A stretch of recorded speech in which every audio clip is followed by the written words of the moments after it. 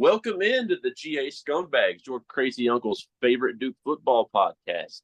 And we are now officially 3 Sundays away from Duke taking on Elon.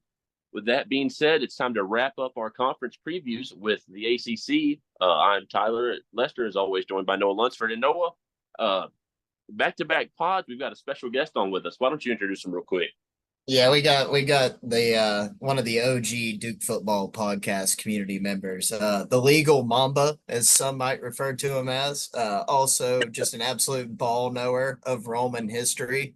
Also, just a ball knower of college football in general. We got our good friend Ben from Bull City Coordinators on with us. What's up, guys? Thanks for having me on. Oh, dude, it's our pleasure. So, real quick, why don't you give the people some insight on when we bring people on, we love to get them to tell people like why they're a Duke football fan and why Duke. So why don't you give your story real quick? Because I don't think I've ever heard it. So my dad, his family is from North Carolina. And I don't know the specifics of it, but Vic Bubas was at Duke when dad was growing up, right? The 60s and everything. Dad was born in the mid-50s. So he grew up around Vic Bubas. Now, for some reason, he translated that to football. And he went to Clemson University. Mom went to Clemson University. We grew up right outside of Clemson in a little town called Central. The year I was born, Clemson won a national championship. Okay. Danny Ford was the head coach. Despite that, my father sticks with rooting for the Blue Devils. Okay. I sit through terrible season after terrible season. Just the horrendous stuff with Carl Franks. I'm not. He came on my podcast, so I'm not being critical of Coach Goldsmith. Okay, I thought that episode with Coach Goldsmith was great. That was a legendary pod.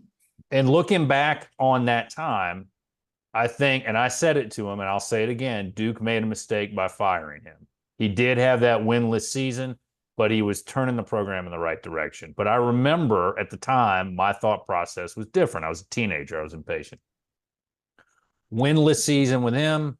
And then Franks came in. It was not very good. We've interviewed some players from that era. Roof, bless him, he did his best. It was not very good. So I sat through that. So I don't know if my dad was punishing me, if he thought we weren't good kids. So he's like, I'm going to make you learn what true pain is. Okay. You guys who grew up in this modern era and you've known nothing but Cutcliffe forward, you all don't know how good you've got it. Okay. I mean, but that was it. There wasn't a whole lot to do where we grew up. So dad, football Saturdays, we'd go down to a pizza place. We'd get pizza, drink some sodas, watch a game, right? That's what we do. So it was worth it to get out of the house. But that's how I ended up rooting for the Blue Devils. Okay. And the misery that we dealt with going through those Franks and Roof years, okay? People talk about post-apocalyptic, whatever. That I've lived through it, okay? I've lived through it. Everybody who was around back then knows exactly what that was like, okay? So yeah, I was fortunate enough to kind of saw the tail end of the roof days. So to me, when we won 2013 when we made the championship game, it felt great. But how did it feel for someone who sat through the whole dark age? I mean, for me, it was great. Now, I will say I did not have any illusions about the outcome of that game, but I was ecstatic. I mean, I was just enjoying the ride. Same thing with the Peach Bowl. I knew how that game was going to end, but I enjoyed the ride. I got impatient as we kept going to bowl games and losing. But now, my view on it is as long as we have a good season, as long as we get to a bowl game, as a fan, I'm content.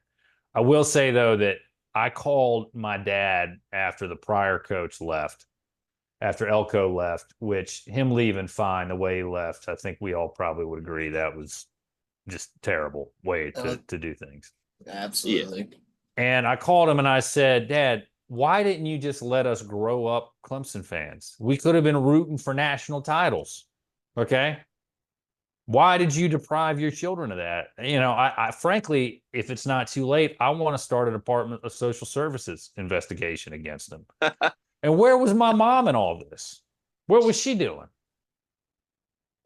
Ben, you nailed it on the head earlier. You kind of asked yourself, were you being punished? And 2004 was the first season I remember of going to games. I was Chris, 4 years old. My grandparents started taking me to the games and everything. And Duke played Navy. First ever game I went. It was on a Methodist Appreciation Day. My grandfather was he went to Duke Trinity and Duke Divinity, sorry, and was a Methodist minister. And I remember Duke getting boat raced like 45-0. Didn't really know anything about Duke football. Was kind of too young. But then I remembered like every weekend, we always kept going back. And, you get up to about 9, 10, 11, and even post roof, those early Cutcliffe days, we were still getting smoked pretty bad. And you just started thinking like, man, am I being punished for like, why am I the least favorite family member?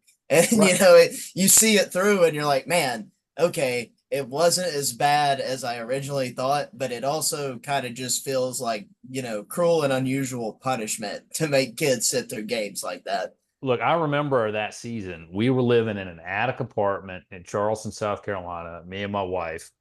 And I remember them beating the Citadel, and I just pulled up the score 28-10 at home in front of less than 17,000 people for homecoming. Okay.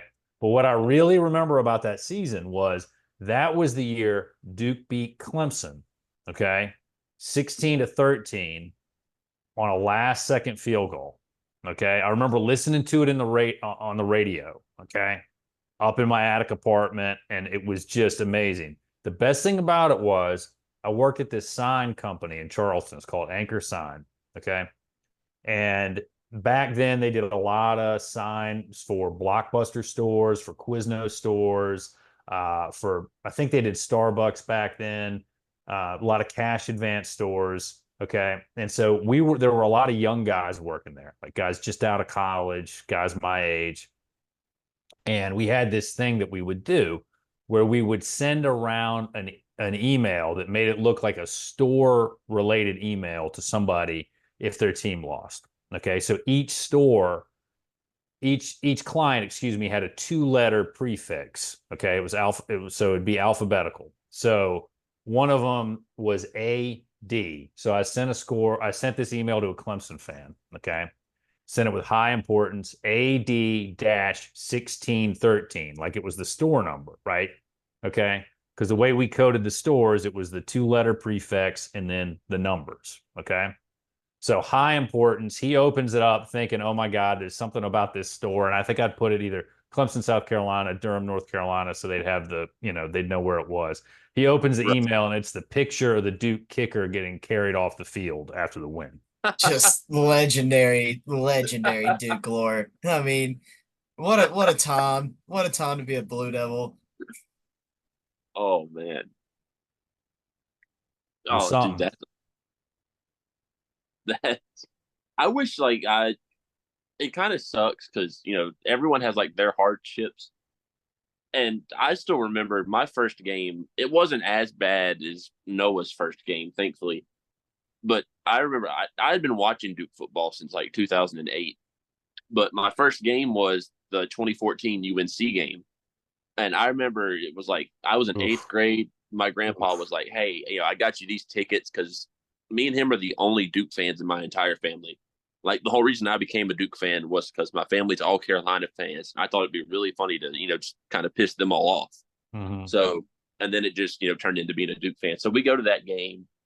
Duke's ranked. I'm like, this is this is awesome. Every game's going to be like this. Wallace Wade's filled out. Duke gets trounced by 75. Marquise Williams still throwing touchdowns on the field. Open and play flea flicker is still like a nightmare to this day. Seeing that flea flicker and just seeing our safeties like 7 yards across from the line of scrimmage. I was like, no. I remember walking out of the stadium about halfway through the third quarter in the bitter cold hanging in my head. My grandpa just looks at me and goes, "First time," just like that. And then I realized, like, yeah, this is just a reoccurring thing, huh? But thankfully, like, I didn't get the bad half of it. Like, I got like some rough ones, like the Pitt game where we came back and lost in the last second still. But I never had to witness losing to like Richmond. Oh, that was the Like, worst. yeah, Richmond I might didn't have go to sit down through that. as the worst one. So now that we've got that over with, again, we are going to go through this ACC preview is going to be different than some of our other ones. Next week we're going to talk about Duke and have our Duke preview. We'll talk about that at the end of the episode. But we're going to run through the ACC a lot more in depth than we have the other conferences because, of course, the ACC is our conference. So first thing we'll touch on is a few storylines from this year. The big one that everyone's going to address first off is yes, Cal, Stanford, and SMU are in the ACC. The ACC now stands for the All Coast Conference. Personally, like a lot of people don't like the move, and you could argue whether or not you like the move. I think it was a good get if the ACC was going to expand because they waited too late to do it. In my opinion, you had to add Cal and Stanford because they were the best two brands available. You know, the Olympics stuff they bring in. They're going to help TV revenue, ACC network revenue, and SMU's joining the conference, and we're not paying them out of the network deal. Like SMU is a team that down there in Texas, they've been waiting for the chance to get to a power conference. They're bringing their baseball team back next year. I think they're going to be able to help a little bit in the conference. No, we haven't discussed this since we started the pod, so I'll let you and Ben give your thoughts on the additions of the three new teams because we haven't really discussed it much. I feel like my favorite is SMU. I like SMU because the kind of people that go to SMU are my kind of people.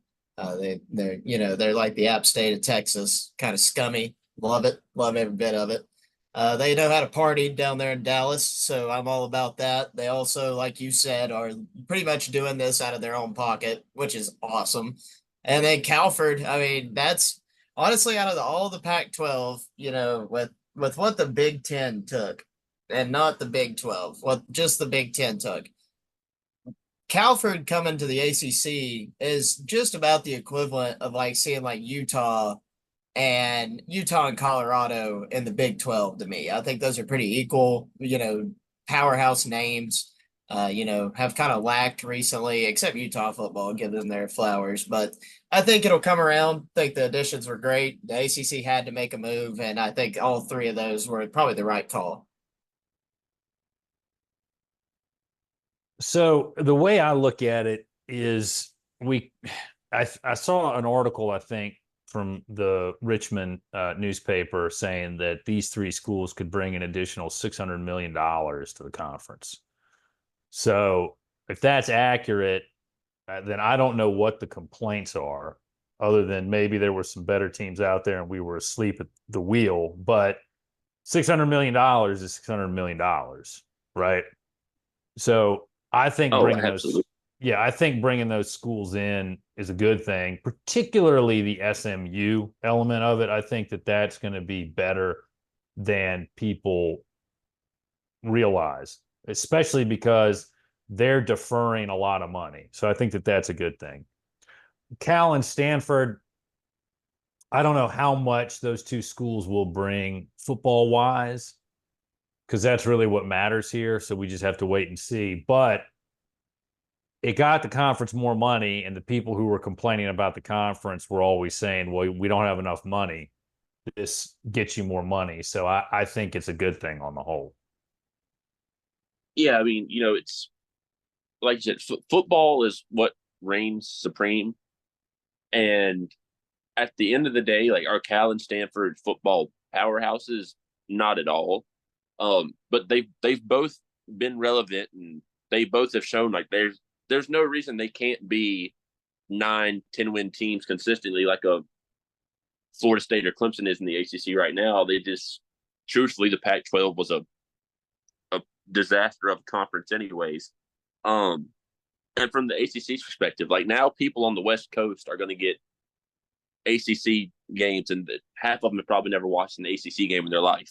And for Might have to, fellow scumbags, we now have ACC after dark. We yeah, like now what's not to have love about like that? 11:30 kickoffs. Like we're almost playing Hawaii every year. Pretty sick. Yeah, and like just this isn't even like conference play, but those are some like scenic campuses. Like if anyone's ever seen Cal Stadium with like the mountain in the back, like Cal's got a beautiful stadium. The farm out there in Palo Alto, Stanford's got a cool. SMU Stadium's a little run down, but it's nothing they can't fix. Um, Another thing, we were kind of talking about this before the pod. Uh, we are, this pod is being brought to you today by three people, two of which are probably on wanted posters all over FSU Twitter right now, and Noah and Ben. Uh, for those of you that live under a rock, FSU and Clemson have been trying to get out of the conference for the last All year right, and a half. look, I don't want to be rude and interrupt, but you brought up FSU. What is your policy on explicit language on the podcast? Oh, brother, we let Let it it fucking fly. rip. We let it Okay. fucking rip. Yeah, Fuck let it fly. FSU. Fuck FSU. I am sick of their crap and their bullshit. Just shut up. You signed an agreement. Go with the agreement. Stop all this other nonsense. Did you get screwed by ESPN and everybody else when your quarterback got hurt? Absolutely. Was that garbage? Absolutely. You know what you could have done if you had not gone ahead with this litigation and whined and complained and moaned and cried about it? Everybody in this conference could have united behind you. Okay. But instead, you turned into a bunch of little bitches. I'm sorry. I'm sorry. No, I, no, I just, I Ben, just, Don't I, apologize. Ben, I'm sick of the FSU snowflake fan base. I'm sorry. I just got to no. get that out of my Hey, system. Ben, that's it says scumbags on the podcast for a reason. We march to the beat of our own drum, and the beat of our own drum is yelling fuck the Seminoles. There's nothing good that they do. There's nothing good that cesspool school brings to this country. Even the continent, they don't bring nothing to North America. I mean, it's literally just the dumbest alumni base. There's no lack of intel. I mean, they lack intelligence, that's for sure. And I and if mean, my law partner Devin, who's an FSU undergrad, is listening to it, you know how I feel about FSU. You're excluded from all of this, Devin. yeah, Okay, Devin, just so you we're were probably clear. just forced there. We understand, Devin. Yeah, No hate from us. As right. long as your last name's not Norvell, I'm really not dissing. But the whole school, the fans, the alumni, the just pretentious attitude that a school can have when in recent years, I mean, Florida State was dog water. I mean, these boys were ass. And Norvell's turned it around, but like this, there was a pretty cold streak there, and nobody in the ACC was going, damn, Florida State's not carrying us anymore. Like, you guys aren't as high and mighty as you think you are. Who remembers the Willie Taggart days? I mean, Ooh. Willie T. Yeah, I mean, like there's been like four rants in the history of this pod on 9 episodes, and three of them have been around FSU now, which is just speaks for itself. And like it's funny because no one talks about Clemson trying to leave because Clemson's not out here like advocating like the ACC is terrible. The ACC's always been terrible. We hate the ACC. Clemson's just out here saying we want more money. And I can respect Clemson being honest in that degree and just saying that outright, more or less, and not, you know, trying to undermine, Clemson's yeah, backhand the Clemson's conference at every turn. litigation strategy has been a lot more sensible, a lot calmer, and a lot more let's get to the point. None of Yeah, the they're not. stuff implying that BC got added to the conference to help the Swafford family. That Yeah, dads and chads rumor, right? That's insane. I know. That is so I respect Clemson's approach to it, but honestly, what's that old saying? Real G's move in silence. yep, North Carolina is the one moving in silence. Okay. Them and UVA, I think, have the most valuable markets to the Big Ten and maybe the SEC.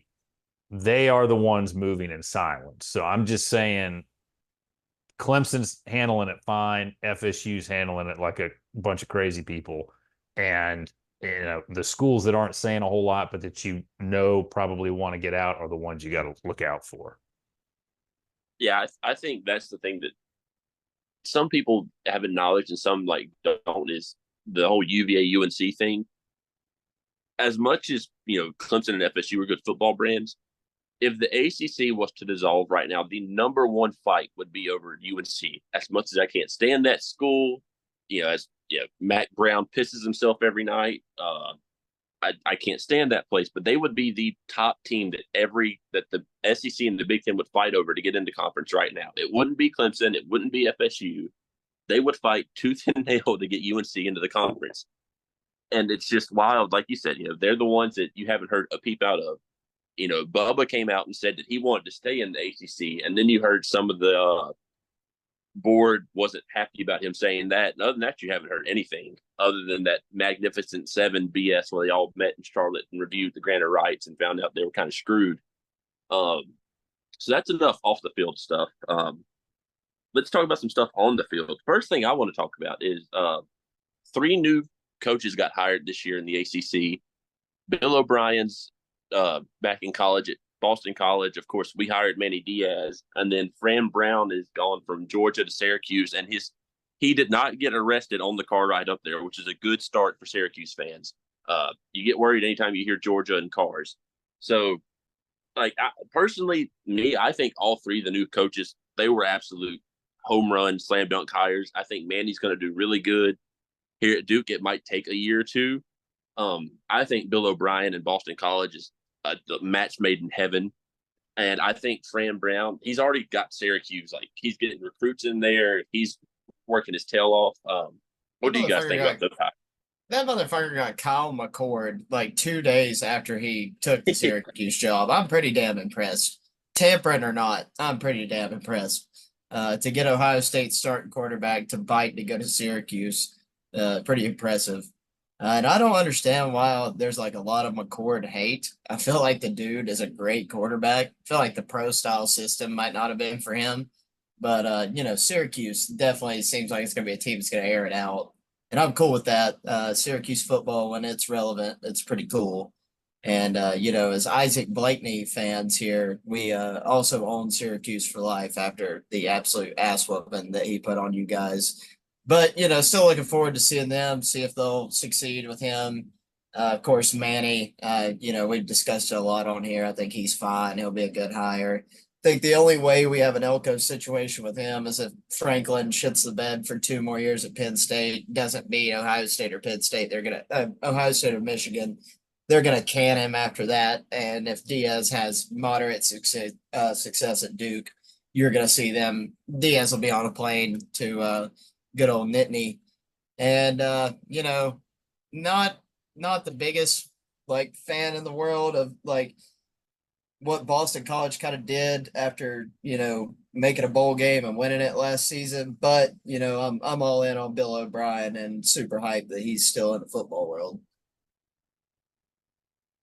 I think that the hires of O'Brien and Diaz were really, really good. The Syracuse coach, it's hard for me to know what is going to happen at Syracuse because I feel like that school depends on the schedule lottery more than a lot of schools. Maybe I'm wrong about that.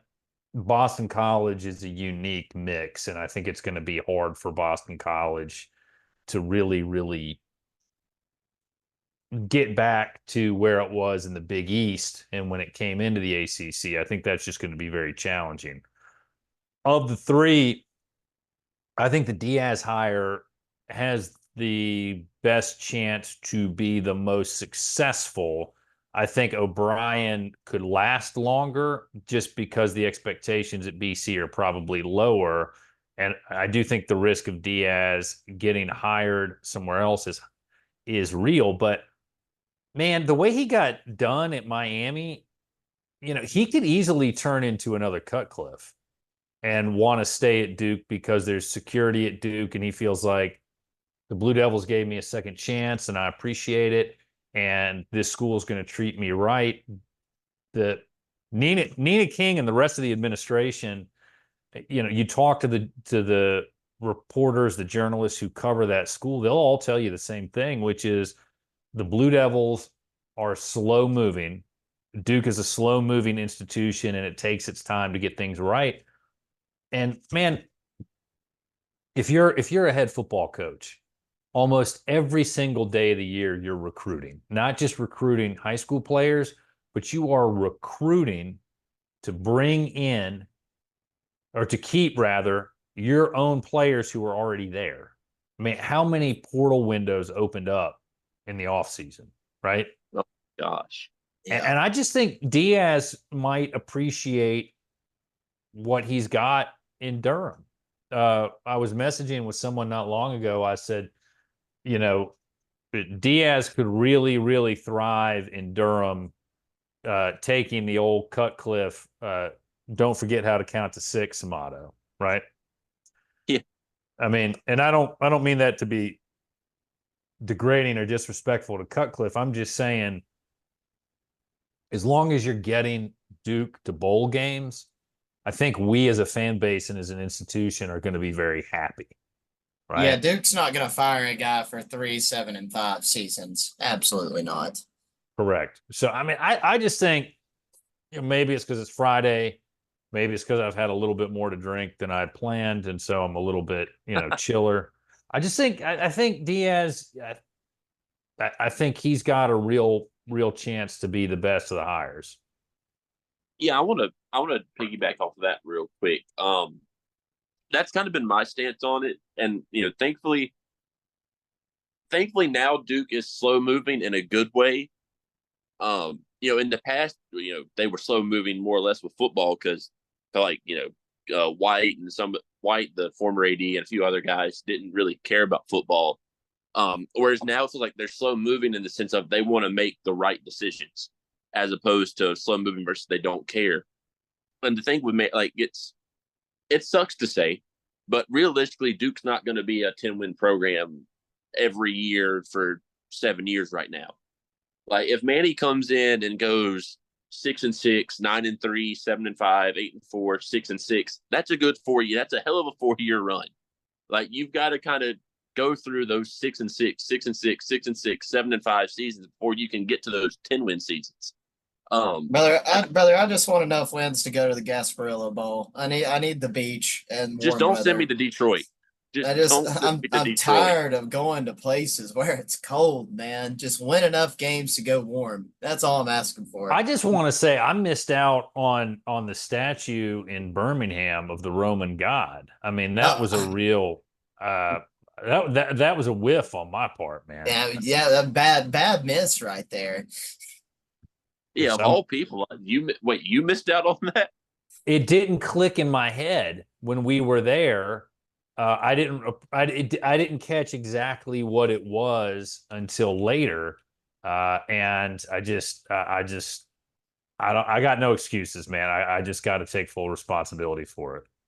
Yeah, and for those listening that don't know, Ben is just like the god of Roman Twitter. I mean, this dude will give you the Antiquity Pod will give you all you need to know to impress women everywhere. The good story here for you, Ben. New girl I matched with on Hinge a couple weeks ago. Absolute dart. She actually is from Rhode Island, of all places. Doesn't know anything about college football, so she told me she'd be a Duke fan, and she's a huge fan of Roman history. Boom. So what do, Ben? I pull up YouTube on the Roku. I throw on a little Antiquity Pod, and I mean, dude, it's magic. I mean, they're doing great things over there. Well, I appreciate that. And what we were talking about in Birmingham is the god Vulcan, okay, the god of fire and forge. And let me just say, tell your lady, all right, tell your lady, August 15, we got a new episode dropping, okay, over at the Classical Antiquity Side Quest. We have some good episodes that we've recorded that are going to be coming up. The newest one is going to be about the Roman cult of Mithras, which was a very popular cult, particularly among the military and bureaucrats, okay, spread throughout the empire. After that, there's going to be a very, very good episode, one of the best we've done so far, about the role that trauma plays in the poem The Aeneid, okay? And our guest for that is a professor. I can't remember what university she's from in Britain, but her story about how she got interested in trauma and the Aeneid is amazing. I mean, it's one of the best episodes we've recorded. So just stay tuned. We've got more coming, but I'm excited to know she's interested in that. Oh, brother. I'll let her know. Babe, wake up! Antiquity just dropped. And it's gonna get wicked. We will burn Charlotte to the ground. But Okay, so anyways, I guess diving in onto the next segment here, I believe we're getting into some top awards. Guys we think are gonna ball out. we got the games next. I'm full of shit. Sorry, worst co-host ever. That's why Tyler carries this pod. But go ahead, Tyler. So next thing we want to dive on really quick is just we're going to break this down to just some the ACC people made fun of the banner that they were at media days, but it said something about we had a banner that said toughest non-conference schedules in the country, I believe, or something along those lines at media day. And so to piggyback off of that, I figured we'd run through just a few examples of the ACC non-conference games this year, give a few each that we were kind of looking forward to, and then a few, the top conference games, some that are significant, some that are just going to be fun games to watch. So first we'll go with the top non-conference games. And the one that I want to hit on first is going to be, it's either week 1 or 2, Miami goes to the Swamp. Now that game is going to be, first, it's an in-state game, Miami, Florida. They don't play a lot, so it'll be a hot game anyways. But there may not be two coaches in the country outside of Sam Pittman with hotter seats than Billy Napier and Mario Cristobal. Those two guys, by the time that game rolls, they're going to be coaching for their jobs. That game is going to be you talk about intense. I feel like you might see a brawl or two break out in that one. And it's at the Swamp. I'm sure it'll be at nighttime. That's one of my bucket list places to go check out a game is at Florida. Yeah, Napier, I believe that game is week 1. And if Florida goes out there and gets boat raced, Napier will not be coaching on Sunday afternoon. They're just going to pull a trigger and blow up ship. So, that's definitely one to watch. And I assume everyone here knows which one I'm going to go with. And that would be the Appalachian State Mountaineers at C capital L, because it's always an L, Limson. Just a bunch of soft flip dicks down there. Squatted trucks and Vineyard Vines polos. They don't know shit about the mountain. Are we talking about UVA or wait, hold on. Dude, I'm telling you, Clemson, those squatted South Carolina trucks and Vineyard Vines polos. I mean, it's damn near cancer. And App State has something to go down there and prove. It's just different up on the mountain. I say that every time. It just means more. The sign in the locker room says, "Today I'll give my all for App State," and that's what's going to happen. And let's just say Death Valley is going to look a lot like Kid Brewer after that game's over. I'm taking App 31-28 in that game. I will say in your defense, I think this is the best team App's had in a few years, even better than the one that went to Texas A&M and pants Jimbo. Yeah, in College Station. Roll damn near. Ben, you got any non-conference games you're excited about? I mean, none of these games involve the Blue Devils, so really, who cares? But thinking about it, looking at this list you've got, I got to give a shout out to my NC State people. I actually do like NC State, okay? So I got to say, I hope they beat Tennessee. And that's Joe Giglio. You came on the podcast, so I'm going to give your guys a shout out there, since the OG is basically turned into Wolfpack Central times. Yeah. But that's okay. I actually would love to see Cal beat Auburn, because that would be phenomenal, right?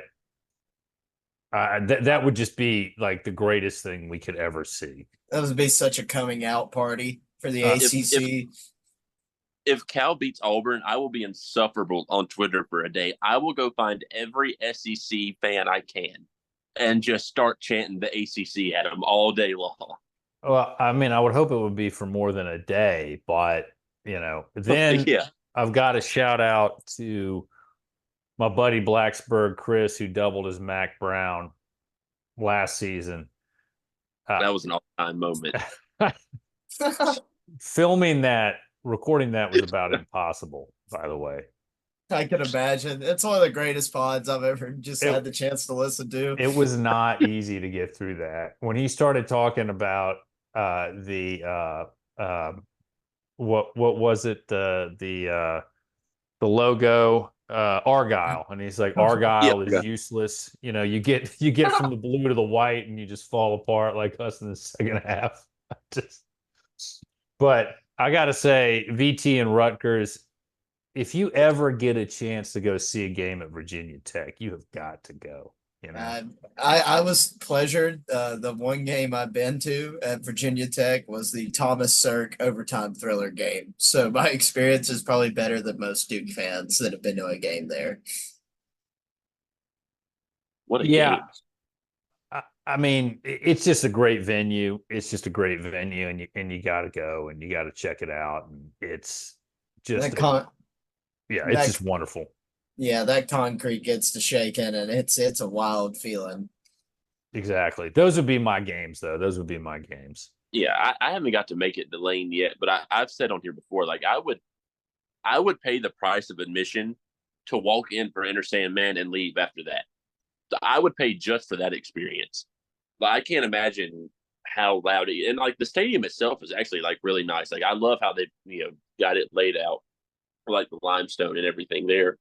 Um, just we'll touch on a few other games real quick that might be significant. Clemson's going to play Georgia and Atlanta. Um, Georgia's probably going to dog walk Clemson. That's probably the one game where Clemson's going to get embarrassed because Georgia is just different this year. Florida State's going to go to Notre Dame at some point in time. I think it's really weird that Ole Miss is going to Wake on I think it's like a Thursday night. Dude, that could be the trap game of a Yeah, that's a lifetime. really weird move by Ole Miss to walk in. You simply don't walk into Winston-Salem and walk out with a win. Dude, Tyler, we should go to that game. Winston's only like a 40-minute drive for me. Dude, you know the tickets are gonna be like $17 the day of the game, but like to get to see Lane Kiffin would be sick. And so to touch on some of the, I think this is going to be the deepest the ACC's been in a while at the top. I think there are a lot of games this year that could be good games. So outside of the Duke games, because there's one or two that I think could have real significance for Duke this year.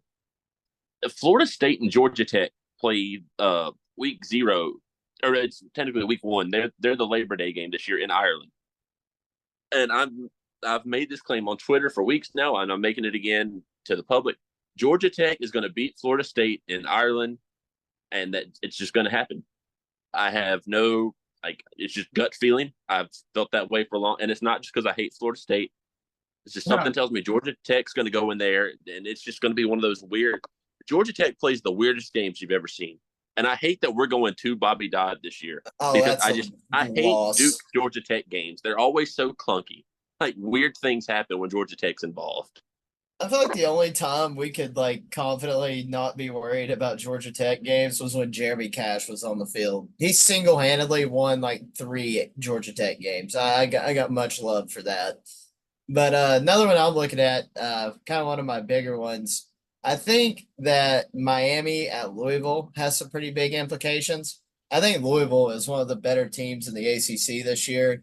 A lot of upgrades at the quarterback position, bringing back a lot of talent, and that defense is just like top. It's top 10 in the country, in my opinion. So I'm looking forward to watching that game for sure. Let me see. Looking at those top 10 conference games. I don't know. I don't think I care about any of those. I'm not going to lie to you. Well, no. Let me take it back. The victory bell doesn't bring intrigue. So no. My screen is covered up. I can't see. Oh yeah, okay. Tyler, move the thing over. There we go. What a power play. There we go. All right. I just assumed all the Duke games were above this list, just to be clear. Well, so I put 100%. those two on there because me and Noah actually talked about that. I was like, I'm gonna try and leave as many Duke games off as possible since next week is like our Duke breakdown episode. Okay. But I had to put Duke UNC on there, and I put SMU on there too because that game's gonna be a first one to 75 wins. I got you. So we'll be at the Duke UNC game. We're putting a team together to quote from the Snyderverse there.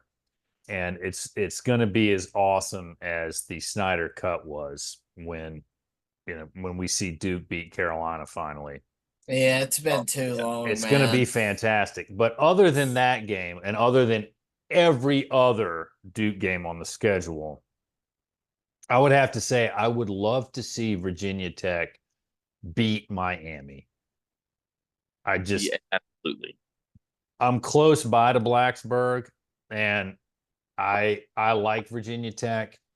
I like it when Virginia Tech's football team is good, and I would like to see also Virginia Tech beat Clemson. So of that list, then I see SMU and Duke are on there as well. That's going to be an exciting one. But my non-Duke games are Virginia Tech and Miami and Clemson and Virginia Tech.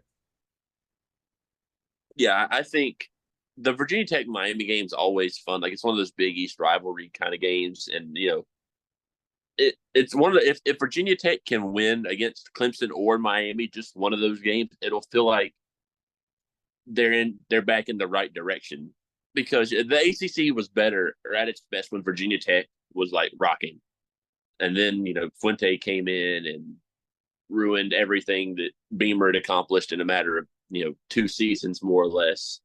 But like when Virginia Tech is doing good and Lane Stadium's rocking, the ACC is at its peak. Like when Georgia Tech, Virginia Tech, when they were really doing good, when Paul Johnson was around, for whatever reason, him and Cutcliffe had beef, which was the weirdest like coaching beef I can think of. That was a weird time, but like the ACC was fun to watch back then. You had Justin Thomas at Georgia Tech, you had Logan Thomas at Virginia Tech, we had Anthony Boone running around. Coastal Chaos was a thing. I really just missed Coastal Chaos the more I think about it. Like the Coastal was the Coastal was so fun. Coastal was just such a shit fest. It was awesome. You have to be a true scumbag to appreciate how awful watching Coastal was every year, but it was a damn good time.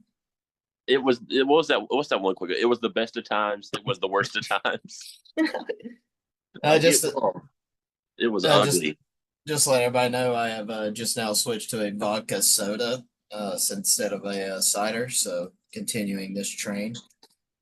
So the next thing we'll run through real quick because I'm just we kind of agreed on a list of just a few names to run through in the ACC. Quarterbacks that are the ACC is extremely deep at quarterback. Like I probably left off 4 or 5 names of this list that could have made it. And just to preface again, Duke players were left off the list because next week's the big Duke week where we're just going to talk about them. Although I'm kind of bummed out.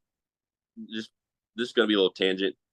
Noah was telling me about the ACC Network's coverage at Duke today, and apparently Manny had a press conference, and Manny is still playing this up as a QB battle.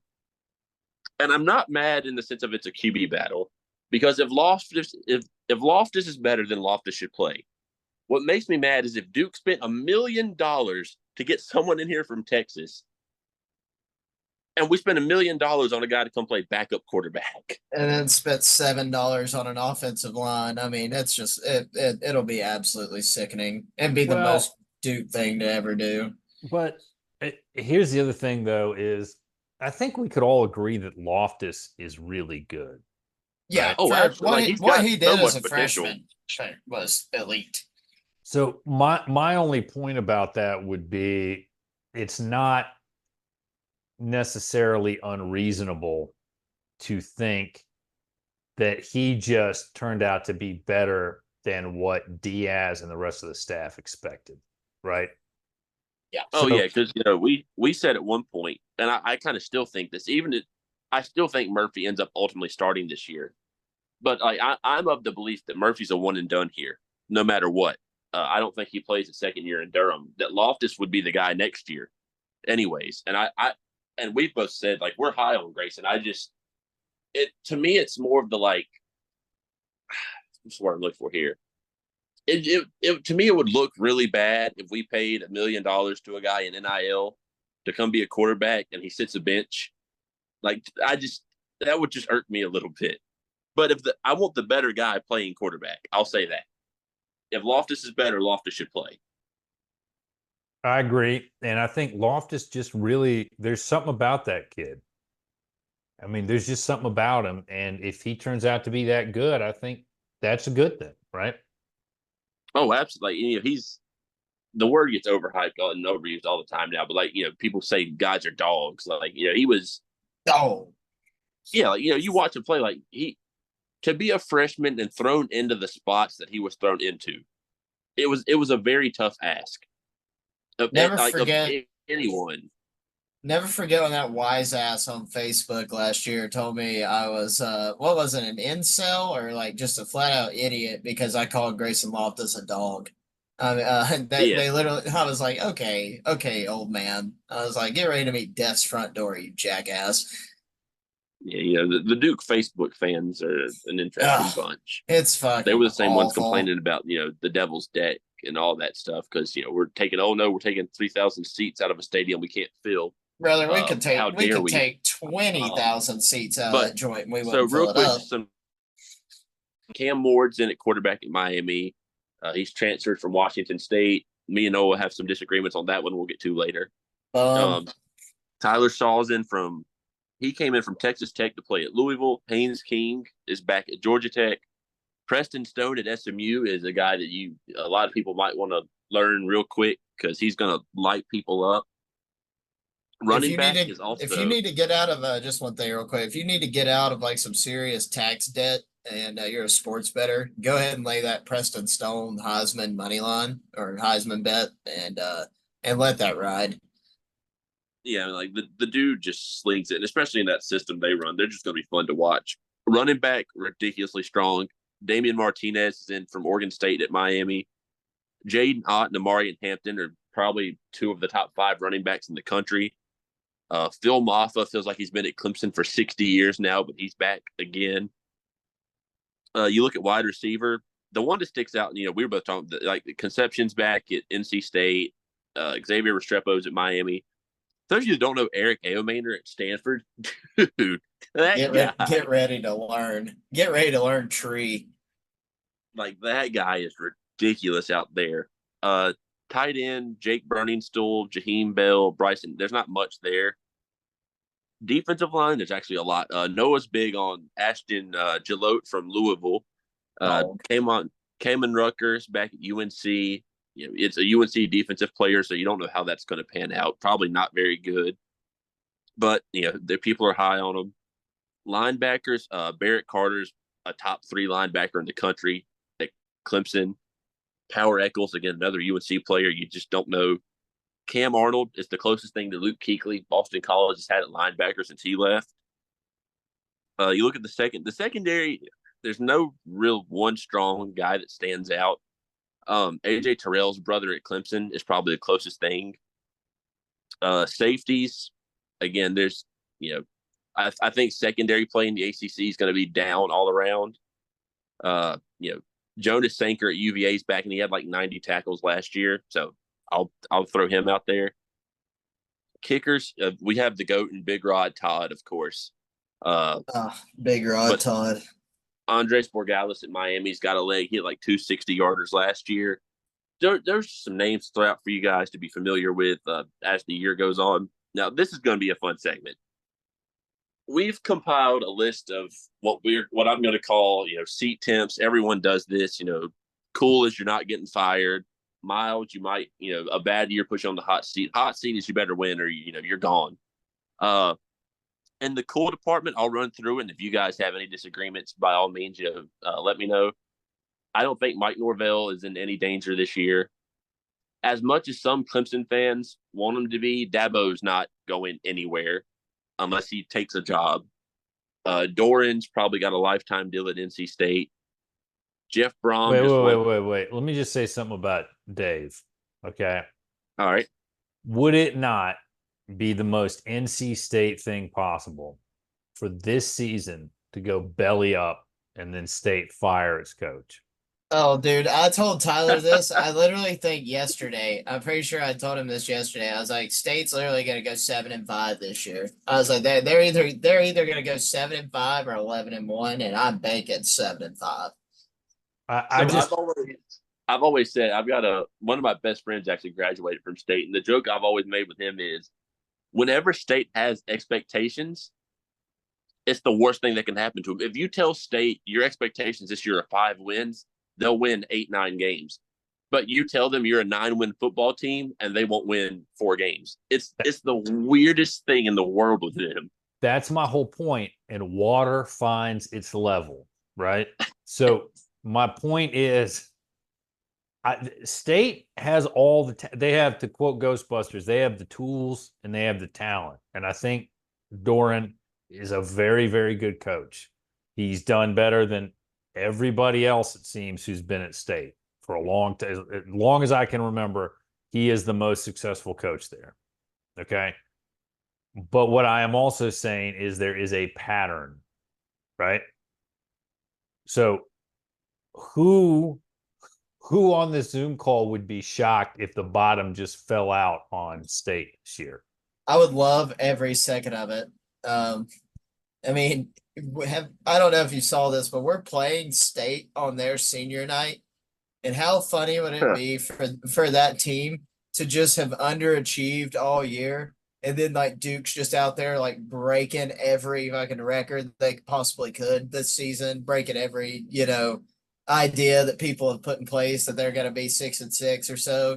Say like we're 9-3 or something rolling into that game, just getting to beat the dog piss out of those fucking sweet potato farmers would be so sick at their place on their senior night while Jordan Waters is on the sideline and Jacquez Moore is out there rushing for his 1,500 yard of the season.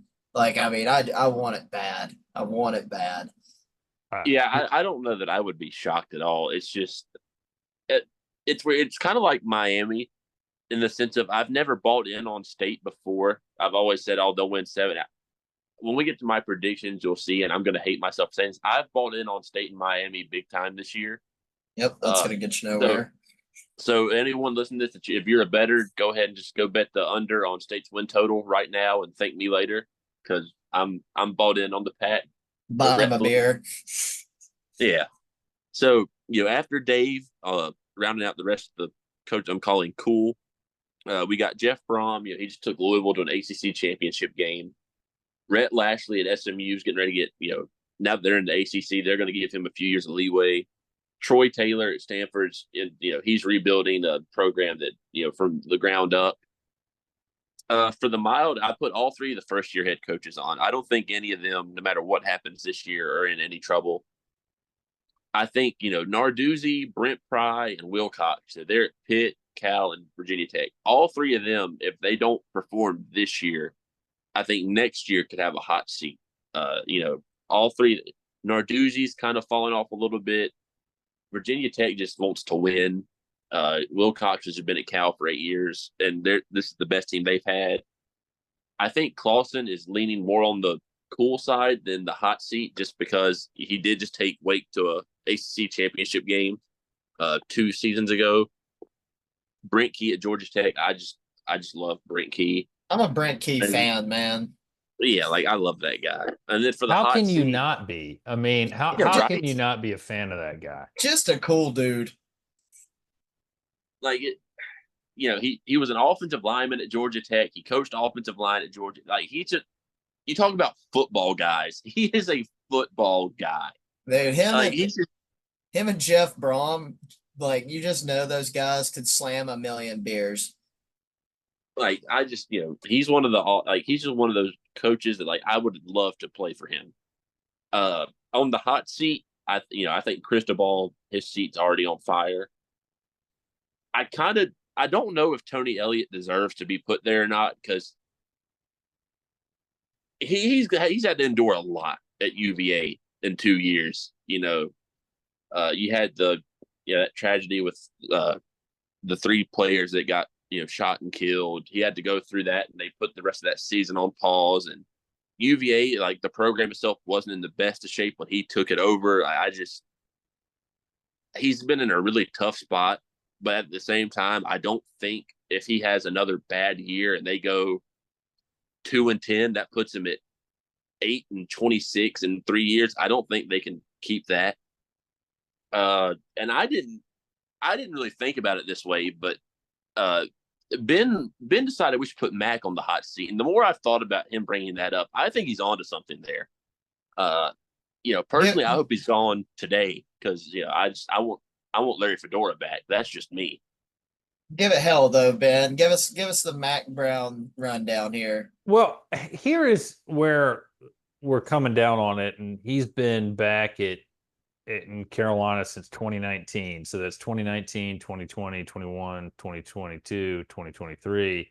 This can be what, year 6, right? Yeah, six season of Mac Brown 2.0. And really, what have we seen accomplished if you are a Carolina fan, 1, a Carolina administrator, 2, right? What have you all seen? I think you've seen 2 quarterbacks who made it to the NFL who were pretty good quarterbacks at North Carolina, and you saw a lot of underachieving. So I look, I just think the results have not been that great. He was supposed to kind of be a bridge guy anyway. He's recruited well. I mean, I remember when Lauren Brownlow came on my podcast, she said, well, maybe there's a reason that Carolina's getting the 4 and 5 star guys they are getting, right? That the school's getting. Maybe other schools don't want those specific players, right? So I don't know. I'm just saying if there's a bad year, and you've seen the way that Carolina has repeatedly backed into the second half of the season, right? Yep. Over the last several years. If you're a Carolina athletic director, if you're a Carolina donor, if you are a Carolina NIL person, what is your reason to say, let's have another year in 2025 of Mac Brown? Really, what's your reason? Yeah, and you kind of nailed it on the head with the what has Mac Brown really done? And like if you're just like a UNC fan, the only thing you can really say is like he's just beat Duke.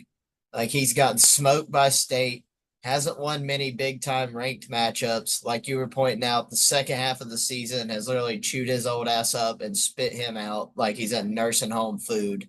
I mean, dude's just, I mean, it's bad. And I mean, outside of, and it sucks to say it, like he just owns Duke. But other than that, he just hasn't done much, and it's definitely been disappointing for a lot of the real UNC football fans. Right. And I think that's right. And look, I mean, would we as Duke fans be happy to take some of the bowl games and the winning record against your rival? Oh, absolutely. But if you're Carolina, you're not going there. Let's be honest. You're not hanging your hat on, look, we beat Duke. You're saying, why are you losing to State every year? Every year. Yep. 0-3. I mean, you talk the quarterbacks you were talking about. I mean, Drake May, third pick in the draft, couldn't even beat State in his career while he was there. I mean, he was getting boat raced by Peyton Wilson and those guys. I mean, so yeah, absolutely. Their fans literally the only shit they can talk is about beating Duke football. And that's such little shit to talk. They actually just don't really do it anymore. Yeah, I mean, I'm looking at it right now, and Mac's won 7 games, 8 games, 6 games, 9 games, and 8 games in 5 years, and he's had 2 top 10 quarterbacks. And other really good players, dude. Like other great wide receivers. Yeah, it's not like they were like good those secondary guys. What was it, 2 or 3 years ago? It was the first season after COVID. Carolina was a preseason top 10 team, and they won 6 games. That's such a UNC thing to do. And I will say, I'm with Ben. I think Mac's already overstayed what he was supposed to be here for. I don't think when Mac was signed, he was the intention was he's going to be here for 6 seasons. But I also think it's a weird thing where I don't think UNC wants to deal with the backlash of firing Mac. I think, Noah brought this up before we were recording. It would be a quote retirement, a forced retirement kind of deal where he'd go back to ESPN. And honestly, I wouldn't mind it. Mac was really good at ESPN. I will give him credit. I enjoyed Mac Brown on ESPN talking about college football. I just hate him when he's wearing Carolina blue. But with that being said, I think next up we've got a few just numbers to throw at you guys. In terms of who's bringing what back in the conference, just some that stand out. Speaking of Mac Brown and UNC are the only team in the entire conference that isn't bringing back over 50% of whether it's their offense, their defense, or just overall total production. UNC ranks 127th out of 133 teams in returning production, which isn't good for those of you that are wondering. Because, for example, they're bringing back 37% of their offense, 36% of their defense, and 37% of the total production. Virginia Tech's bringing 95% of their offense back. On the just to look at it another way, a lot of what they had wasn't very good. So maybe they're adding by subtracting. That's true. That's true. If you're losing 70% of an 8-5 team, maybe things get better. But don't feel bad, UNC fans. Your best friends down the road are right down there with you. 53%, 57%, 55%, 88th nationally. And that's why, I've said it, I'm not afraid to say it, Duke can rip off a 9-3, and of course I will root and cheer for them along the way. Duke could also go rip off a 3-9 this year. So, it is so up in the air. I don't think it'll be like a 3-9 ordeal, but if it happens, I'm just gonna go back to these episodes and be like, no, at least you told yourself. But we're not far behind, and of course, some of the good ones up there like VT, Syracuse bringing back a lot, Cal bringing back a lot. Those are all some pretty top 25 caliber schools there, bringing back a top 25 amount of talent. So that's solid. I think outside of Virginia Tech bringing back 95% of their offense, which is just absurd to think about in today's era of football with how the portal works and stuff like that's just wild. And UVA is not far behind bringing 85% back, but yeah, you bring 85% back of 13 shit. points a game. That's not really saying much. Louisville is the only team defensively that's really Louisville's bringing back, I believe it's 79% of their defense from last year. And their defense last year was pretty damn good. They didn't have any problem shutting Duke down when we made the trip to Louisville, which was not an enjoyable trip. That was sad.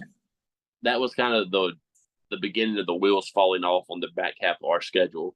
Elko was out the door. Why don't we just stop talking about that and talk about how tomorrow it's International Kobe Day and the American Olympic basketball team is going to go for a gold medal. Okay. Yeah.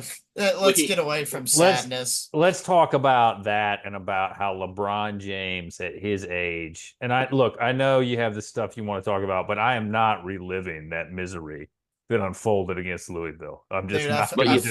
I felt like it was the Chase Bryce year again, man. It was just sad. We almost couldn't even talk about the gold medal. The gold medal game because we did our best to lose that game to Serbia the other day. Shout out LeBron, man. Look out. We tried everything we could.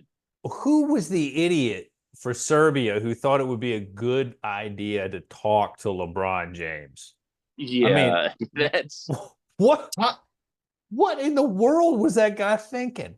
Taunting Melo on the sideline was crazy work too. How are you gonna get up there and taunt Carmelo Anthony when he's over there wearing jeans and a Gucci shirt? It was really dumb to do, but I'll give the guy credit. You got to have a set on you to taunt LeBron in the Olympics. You just got to be a dumbass, is what it is. When LeBron was guarding Jokic, he was like, "This is my game." Yeah, I'm just like, okay. Like for LeBron to do that, that was amazing. And you can see the gray in his beard, and he's still like, I got Oh this. my gosh, yeah. I'm good. It was crazy to watch. See, hopefully, we can take France down pretty easy because it's the French. They'll surrender halfway through the game if we start beating them up enough. That's just what they like to do. So the next thing, we always do a little kind of list. Noah, I'll let you run through this list first. The list are always your forte. Will you move your icon? Thanks, champ. There you go. All right, folks. Just another list banger here from me. I will say, as a list man, I enjoy these. So we did top 5 ACC teams. We either teams that we pulled for, or just teams in general we would pull for every year, as long as they're not playing Duke. My first team, of course, is going to be the 2013 Duke Blue Devils. Somebody who's been doing this since 2004 with the memory of it. That was as good as it's ever been for me. And the track still existed because I love the track. I love everything about the track. I backed the track. That was why we won all those football games, was because it powered Jamison Crowder and Anthony Boone and that offensive line of gods. 2018 Clemson, probably won the craziest national championship outside of Texas versus USC in 05. That was the best Bama team I can remember, in my life, and that didn't win a title. 2009 GT, they had to forfeit this title 2 years later, but I'm a huge fan of the scumminess that was that program. 2016 Louisville, Lamar Jackson. What can I say? 2006 Wake Forest, kind of a banger unit back in the day. Kind of like that rough, tough defense, and it was kind of cool. I'm not a Wake hater by any means, so I'll give them their flowers. And then going back with just a little history here, dove into the 2001 Maryland Terps. Tied for the championship, and just showing some love to the old shellbacks up there. So shout out the Terps. Not that I miss them or anything like that. I hated that school, especially when I was young. But other than that, those are my 5. We got Ben here. What you got on there, Ben? So obviously, anytime I see Duke play, it's the top 100%. All right, without question. Wake, when we started going to games again annually, it was 2013, and we went to see Duke play Wake. I think it was Duke's 9th win of the season. Okay. And we were at Wake Forest. We were on the road, and I really liked the stadium. I really liked getting in there, parking. Everything was great. The amenities were nice. Everything there was laid out just wonderfully for us. So I have always kind of had a soft spot in my heart for Wake. And when I was younger, even though Wake always beat Duke, those were really good games. They were high scoring, fun games. Okay. So I always like seeing Wake on the schedule. Virginia Tech, anytime, it doesn't matter if Virginia Tech is good. It doesn't matter if Virginia Tech is bad. If you are at Lane Stadium, you are going to have a blast. Okay. You're going to see something awesome. My wife and I were leaving from Notre Dame. It was a Notre Dame game there. We got tickets to with some friends. We had to leave early, and we're heading out. And there's this college co-ed, and she's carrying this bottle of I can't remember, Southern Comfort maybe. Okay. And she's walking with her 2 friends. They're guys, and she just stops, throws up, chugs the Southern Comfort, okay, and keeps going. And my wife is like, we need to stop. We need to help her out. Those guys don't look like they're really. I said, look, she knows, she's got this. She's done this before. She can handle it. She's like, but don't you think those guys are not? I was like, those guys are probably tired of this kind of stuff. She's fine. Don't worry about it. So we left. So I have UVA on the list. Okay. Why do I have UVA on the list? Because I remember that game in Elko's first year when we just beat the tar out of those guys. Just beat the tar out of them. It was rainy, it was drizzly, it was great. Okay. So I love that. And I've seen Georgia Tech. I can't remember how many times we've seen them at Wallace Wade, but we saw them one year when Johnson was there, and it was Duke got the late win streak going and was able to get to a bowl game. Okay. That year, what was it, maybe 2017, I think, when they started off hot and then lost 6 in a row. Yep. Yeah, They beat Georgia Tech. That was the Miami year. Yeah, and so that was a really cool thing to see that happen and get going again. And it was just fun. That was a good game to be at. I can respect. I've always respected Georgia Tech from afar, especially with Paul. I'm a sucker for the triple option. As much as like some people hate it, I'm a sucker for the triple option. I always loved Paul. Again, for whatever reason, him and Cut randomly had a disagreement one time, and there was some stuff there. But I've always like, I don't mind Wake. Like, if I had to pick one of the other 3 teams to root for, it would be Wake, because I feel like Wake football and Duke football are really similar in a lot of ways. Sadness. Yeah, not in a good way, but they're similar in a lot of ways. So my list, real quick, 2013 Duke's got to be number 1. Mr. Crab Legs himself, Jameis Winston. Goat. I think Ben said earlier, talking about that Duke Florida State game, the outcome didn't really, and I think every Duke fan just realized the first quarter was fun, but that Florida State team is genuinely one of the best football teams I have ever seen in my life. Like, they were just on a different planet of good. I've got 2014 Georgia Tech because, again, like Justin Thomas, I loved watching Justin Thomas play. It kind of copped out with Stanford. I wanted to put one of the new teams on here, and Stanford's helmets are like some of the best in football, in my opinion. Those McCaffrey years were fun. They had McCaffrey. They had Andrew Luck. Those are some fun teams. Andrew Luck versus Brandon Whedon that one time in a bowl game was electric. Sicko right there. I went with Lamar Jackson's Louisville team in 2016. And I don't know how I never put this together. Bobby Petrino was Lamar Jackson's college coach. And I just find that really funny to think about, of all people to coach Lamar Jackson. Didn't we almost beat Louisville that year? We did. Oh, yes. Yeah. So they played on a Friday night. Oh, yes. So they were playing on a Friday night. It was my junior year of high school. So it would have been like 2017. Our punter got hurt, right? Yep. Oh gosh, shoot, what was the dude's name? I can't remember. But so it was on a Friday night, and it was, during the fall. So like I was playing high school football. We had to play at Asheville High School.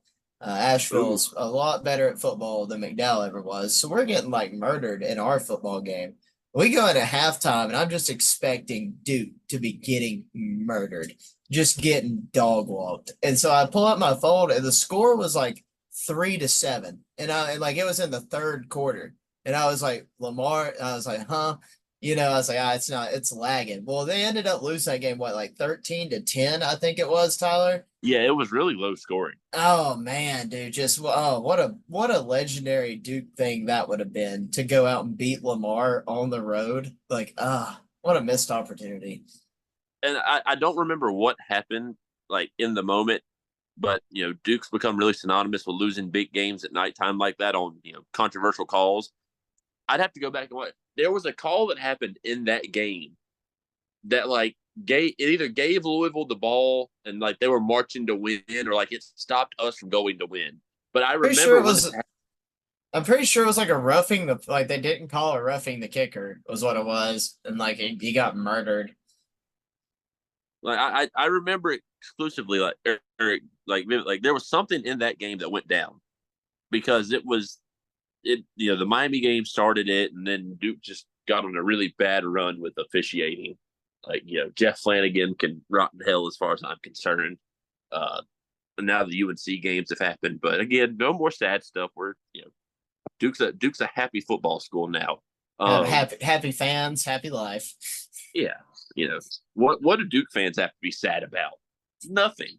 So we want to go over some award predictions we've got. And I actually think me and Noah don't agree on a single one of these, surprisingly. Oh no, we agreed on one. So I'll run through mine. I'm gonna let Noah run through his, and then we're gonna let Ben criticize us. And if Ben wants to get Ben probably gonna select all Duke players for his awards. So and we respect that. And we respect that. So for ACC Coach of the Year, I'm taking Jeff Brom at Louisville. You'll see why in a minute. Player of the Year, I'm gonna pick Cam Ward at Miami. He's gonna be the quarterback. I'm big on Cam Ward. He's a really, some people are, some people aren't. Jaden Ott at Cal, the running back, I'm taking for Offensive Player of the Year. That dude's a stud. Going to be a first-round draft pick. I'm taking Barrett Carter, the linebacker at Clemson, for Defensive Player of the Year. Now, national awards. Kyle Whittingham at Utah's my National Coach of the Year. Storming Mormons. That makes no sense. I just think Utah's going to run I don't think they're going to lose a game in the Big 12 for 4 years. He's going to end up with a top 4 seed in the playoff now, and I think people are just going to give him that. Heisman, I'm taking Carson Beck at Georgia. National Offensive Player of the Year, Quinshon Judkins has gone from Ole Miss to Ohio State. I think he's going to have a scary year. And then Defensive Player of the Year, I took Harold Perkins from LSU. He's a linebacker. I do think he's the best defensive player in the entire country at any position. So, Noah, I'll let you run through yours now. So going with a absolute banger pick here for ACC Coach of the Year, Bill O'Brien, because why not? I mean, you're telling me if Boston College don't rip off 8-4 this year, that wouldn't be enough for Bill O'Brien to win it. I mean, I'm all in. Go Eagles.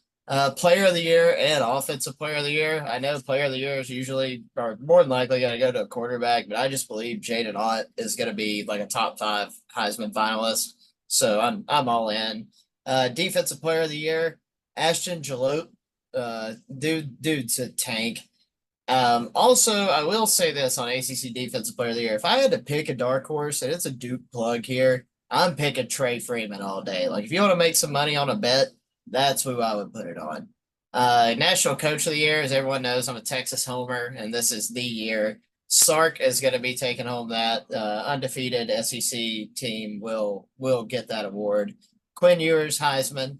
National Offensive Player of the Year, as an App State homer, I love me some Coach Drink. Luther Burden III is like a Marvin Harrison Jr. caliber receiver, except a lot taller, a lot stronger. And Defensive Player of the Year, got Alabama transfer, Caleb Downs, safety corner at Ohio State. And just think he's an elite secondary player, and that team's going to be really, really good this year. So we'll open it to Ben to critique us, roast us, give his opinions. All right, I got to level with you guys. I don't really give a crap about any of these preseason awards. I think that I don't pay attention to any of it. So that's just me. Now, all that being said, since I'm going to see my dad, mom and dad tomorrow, and we all know that dad is the purveyor of hope, optimism, and balls with his annual 10-2 pick. Okay, for the Blue Devils. You can buy the shirts from our TeePublic account. I'm gonna go full Richlandia on this. All right. Here we go. ACC Coach of the Year, Manny Diaz. ACC Player of the Year, Jaquez Moore.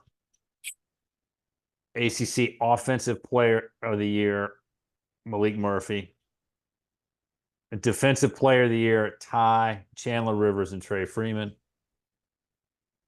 National Coach of the Year, Manny Diaz. Heisman, Malik Murphy. GOAT. Offensive Player of the Year, Jaquez Moore. And Defensive Player of the Year, Chandler Rivers. Folks, you've heard it here first. Maybe the best list of all time. Folks, you've heard it here first. Ben absolutely just set the expectation, following in Dad's footsteps over there. Except he's taking it one step further. We're writing 12-0 down.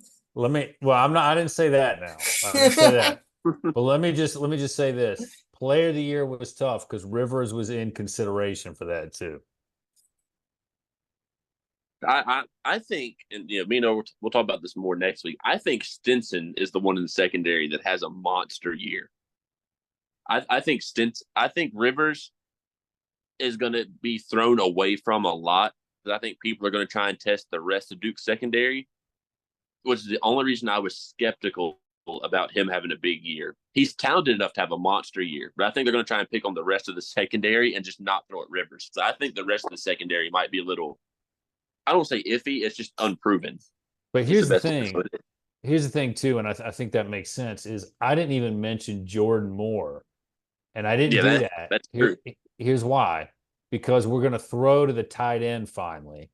Thank you, Dal Mullen is going to take touches away from Jordan Moore, and when we go to the power spread, Jaquez is going to take it. That's what I'm saying. So I can't wait, man. Jordan is going to sacrifice for the greater good when we rack up all these Player of the Year awards.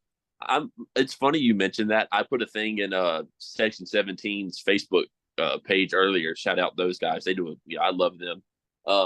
I put on there that I had a hot take that Jordan Moore wasn't going to be I didn't say Jordan specifically. I said Duke won't have a 1,000-yard receiver this year because I think between the fact that Kevin Johns is gone and Nicky can finally show that he is a good tight end, that he knows how to do more than stand there and block. Between him, Eli Panko's back. You got Joe Most, Samir Hagens is back. Javon Harvey's going to be a really good transfer addition. There's too much ball to go around, I think, for one guy to dominate the targets this year. Like, don't get me wrong, Joe Mo's going to get his stuff. No, make no mistake about it. He's going to get his, as they say. But I don't think he's going to have the numbers he had last year, just in the sense of there's just too much to not spread the ball around now. And I think it's going to be really fun to watch when that happens. I think that's right. I mean, I think that's right with Panko back, and we'll see the guy who came in from, was it Richmond or ODU? Old Dominion? Yeah, ODU, yeah. The receiver. Well, and he went to Texas A&M for like a month. Yeah, I'm just saying the way I think that the offense will be utilized will be different. And I'm not knocking Johns' offense. I think Johns had a very effective offense, and I liked what he did. It's just going to be different, and I think there is going to be a little bit more spreading around. I mean, if Dal Mullen gets 30 or 40 catches, I think we're going to be ecstatic, aren't we? Oh, 100%.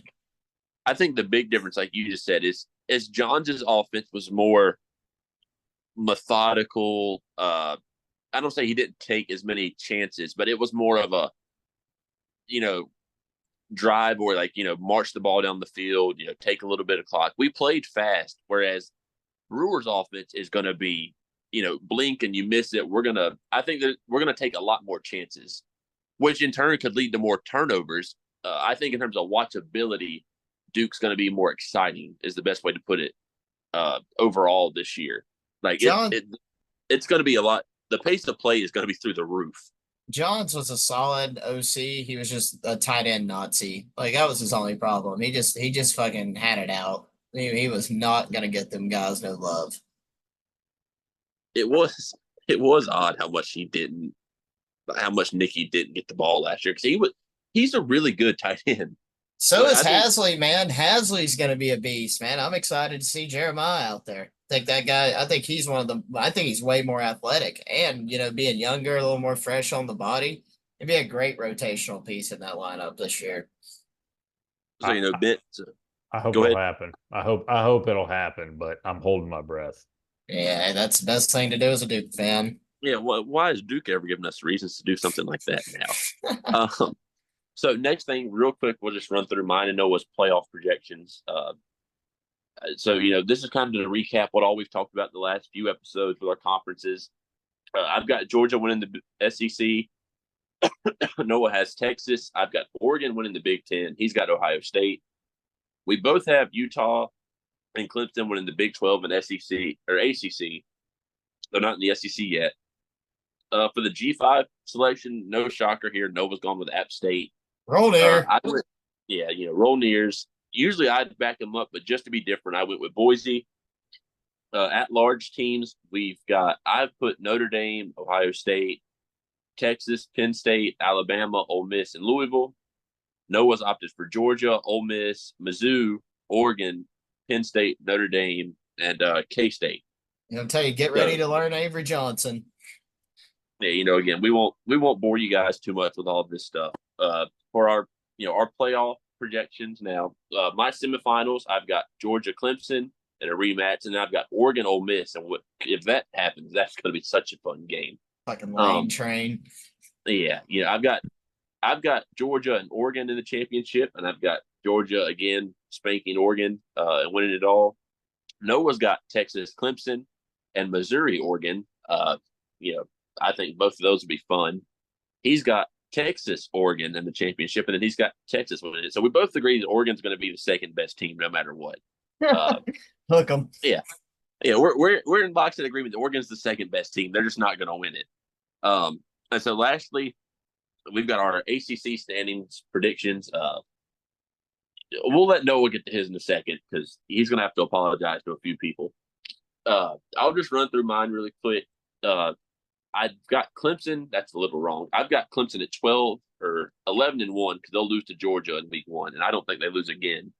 I've got them winning the ACC. I've got Louisville coming in at second place at 10-2. Again, I'm high on Miami and State, so bet their unders. 10-2 and 9-3. I've got Virginia Tech at 9-3. Funny enough, I've got FSU at 8-4 because I don't like DJU. Not a big fan of DJU whatsoever. I just think they're losing too much. I've got Cal at 8-4. Regretfully, I've got Mac Brown at 8-4 just because if you look at Carolina's schedule, it's the softest thing you've seen in the world. Could we get that schedule, please? We never will. Have you looked at it? It's crazy. It is. I went over that with the Heel Brothers with the College Huddle Network. We did that, and I just said, this is the exact schedule you need if you're Mac Brown this season. I mean, that literally gets him to a good bowl game. That's all that matters. Manny Diaz comes in his first year, regardless of what you think about the ACC and stuff like that, Duke is playing 7 of the top 9 preseason teams in the ACC this year. Mac Brown gets Duke, Pittsburgh, Georgia Tech, Virginia, Florida State, Wake Forest, Boston College, and NC State. Yeah, there's like 4. Their four losses are probably right in there. I mean, I have them way worse, but not to mention, Duke's not playing a gauntlet of a non-conference schedule. Don't get me wrong. But JMU, NC Central, Charlotte, and Minnesota on top of the conference schedule. Ski you, ma. So yeah, go Gophers. All I'm saying is, if UNC doesn't win 8 games this year, I don't want to hear shit from any UNC fans because that would be ridiculous to not get 8 wins with that schedule. I don't care how bad they are. After that, I've got SMU at 7-5. I've got Georgia Tech at 6-6. I've got Duke at 7-5 this year, 3-5 in the conference. Boston College is going to be 6-6. I've got Syracuse at 6-6. Pitt and Wake, I've got going at 5-7. And if you're a Stanford fan or a Virginia fan, I'm sorry, I've got you 2-10. Now here comes the one that I want to hear. Noah, let's give the people what they want to hear. Read it and weep. I'm just here so I won't get fined. UNC dog ass. Miami sucks. Boston College is the truth. Cal fucks. Love Cal. 10-2. Go Bears. Clemson 8-0. I see them losing to. I think I picked them to lose to South Carolina and Georgia. I think South Carolina is going to beat them to make a bowl game. Yeah, I don't. No apologies coming from me. I'm going to stand by this list and save everybody the time of me explaining why I made my decisions. I just think some of these teams are dog ass. I think Pitt sucks too. SMU, Duke, Syracuse, VT, all pretty explanatory. I think all those teams are mid-pack. And State, I don't think State's that great. And everybody else, I feel like it's pretty deep at the top. So, last thing before we close this out. We didn't discuss this yet, but I'm curious on your opinion, Ben. We brought in the guys from the Fill the Wait on Twitter recently, and they were giving us, a lot of things about the the fan base, tickets, the stadium, everything. What Duke's went through a lot recently in terms of the new locker room, the hiring of Rachel Demita, and the new Devil's Deck. Uh, what do you think about some of those changes?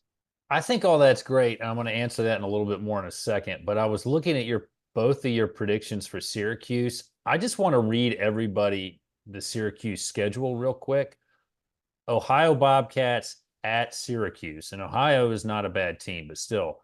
Georgia Tech bye week, Stanford, Holy Cross, UNLV, NC State at Carter Finley bye week, Pitt, Virginia Tech, BC, Cal, UConn, and close out against Miami. That is a very 8-win schedule.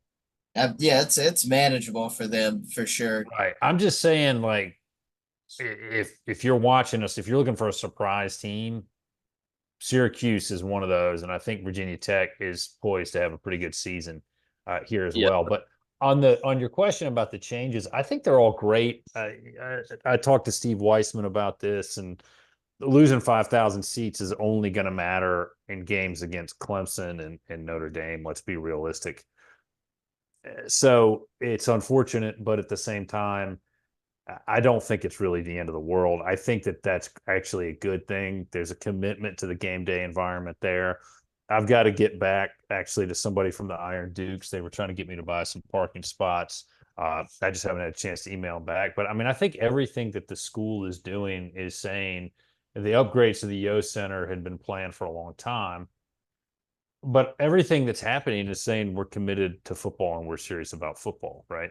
So I think some people may not like this, that, or the other, but the message is it's really about having a good football program, right? And it's more than just wins and losses. So I think it's great. I think it's fantastic. Yeah, when we had the Fill the Wade guys on, it's like I said in that episode. My stance on it was, even if the Devil's Deck thing, say it's a flop, like say it doesn't work at all, no one uses it. Guess what?